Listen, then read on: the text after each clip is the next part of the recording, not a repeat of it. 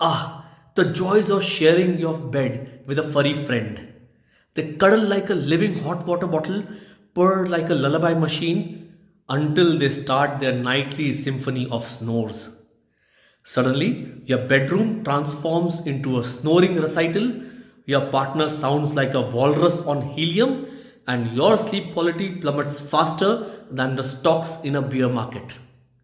But fear not, bed sharing zookeepers, we can find perfect harmony between slumber and snuggles. Invest in some earplugs. Designate cuddle time before lights out.